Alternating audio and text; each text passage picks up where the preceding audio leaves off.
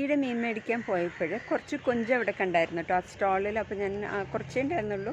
അപ്പോൾ പിന്നെ ഞാൻ ആ കൊഞ്ച് വാങ്ങിച്ചു. അവരെനിക്കത് നന്നാക്കി തരുകയും ചെയ്തു. അപ്പോൾ ഞാനിപ്പോൾ കൊഞ്ച് വറുക്കാൻ പോവാണ്.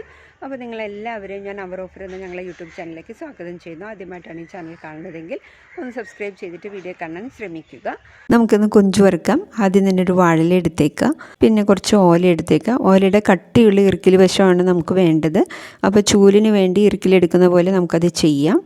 എന്നിട്ട് അതിൻ്റെ കട്ടിയുള്ള ഇറുക്കിലിയുടെ ഒരു വശം മാത്രം ഒന്ന് ഷാർപ്പൺ ചെയ്തെടുത്തേക്കുക. ഇപ്പോൾ അധികം പെർഫെക്റ്റ് ആയിട്ടൊന്നും വേണ്ട, ഉദ്ദേശം ചെറുതായിട്ടൊരു ഷാർപ്പൺ ചെയ്തെടുത്താൽ മതി. അതായത് കട്ടിയുള്ള ഇറുക്കിൽ വശം വേണമെന്ന് പറയുന്നത് ഈ കൊഞ്ചിൻ്റെ ദശ താങ്ങുന്നതിന് വേണ്ടിയിട്ടാണ്. അതല്ലെങ്കിൽ നമ്മൾ അടുപ്പിലിട്ട് അത് വേവിക്കുന്ന സമയത്തൊക്കെ അത് ആ ഇറുക്കിലിയുടെ ബലം പോവും എന്നുള്ളതുകൊണ്ടാണ്.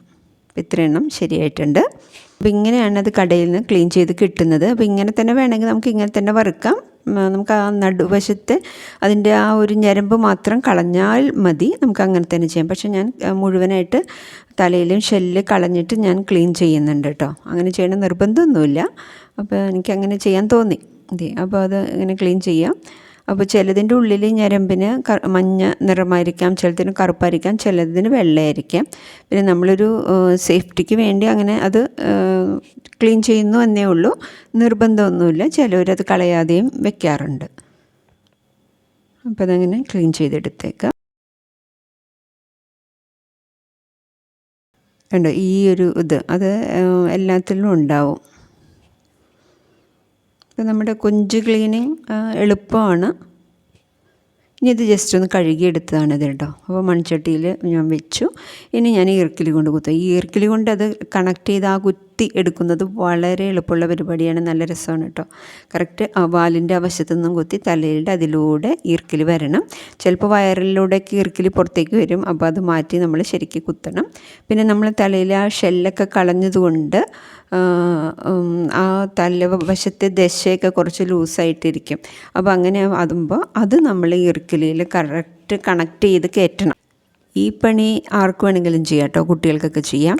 പിന്നെ കുത്തി ഇതിലൂടെയൊക്കെ ഈർക്കിൽ വരരുതെന്ന് മാത്രം. പിന്നെ എനിക്കൊരു ബുദ്ധിമുട്ട് തോന്നിയത് ഈ മൺപാത്രമായപ്പോൾ ആ ദശയൊക്കെ അതിൽ പറ്റിപ്പിടിച്ചു എന്നുള്ളതാണ്.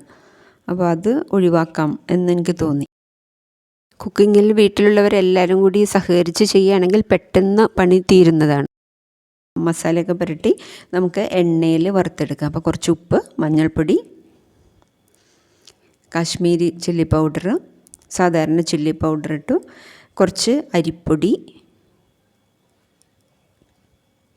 പിന്നെ ഞാൻ കുറച്ച് കോൺഫ്ലവറും കൂടി ഇട്ടിട്ടുണ്ട്, ഒരു ക്രിസ്പിനെസ് കിട്ടാൻ വേണ്ടിയിട്ടാണ്.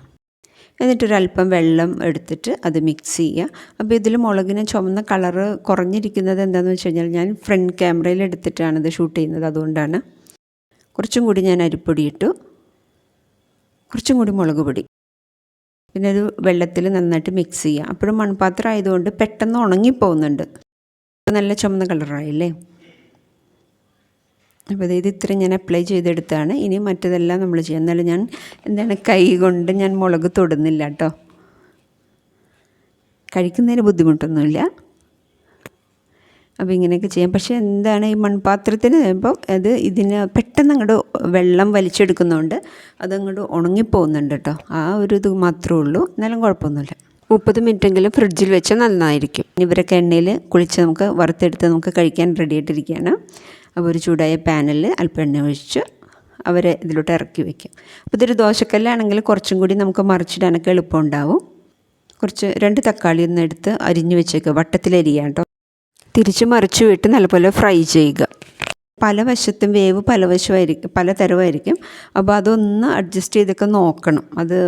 അതനുസരിച്ച് പൊസിഷനൊക്കെ മാറ്റി കറക്റ്റ് ഫ്രൈ ചെയ്തെടുക്കുക. ഇതിപ്പോൾ നല്ല അടിപൊളിയാണ്, നല്ല ടേസ്റ്റാണ്. ഇനി നിങ്ങൾക്കിത് ഇങ്ങനെ തന്നെ വേണമെങ്കിൽ കഴിക്കാം, സോസ് മുക്കി വേണമെങ്കിൽ അങ്ങനെ കഴിക്കാം, അതല്ലെങ്കിൽ ഇങ്ങനെ ചീസിൻ്റെ ഒക്കെ ഒപ്പം കഴിക്കണമെങ്കിൽ അങ്ങനെ കഴിക്കാം. പക്ഷേ ഞാൻ കഴിക്കുന്നത് ഇങ്ങനെയൊന്നുമല്ല. ഞാനൊരൽപ്പം ചോറിൽ ഇതിട്ട് നല്ല പുളിയുള്ള മാങ്ങ ചമ്മന്തിയും കൂട്ടി കഴിക്കുകയാണ് കേട്ടോ. നല്ല രുചിയുണ്ടായിരുന്നു, നല്ല രസമായിരുന്നു. ഈ വീഡിയോ ഇഷ്ടപ്പെട്ടാൽ മറക്കാതെ ലൈക്ക് ചെയ്യണേ. Thanks for watching.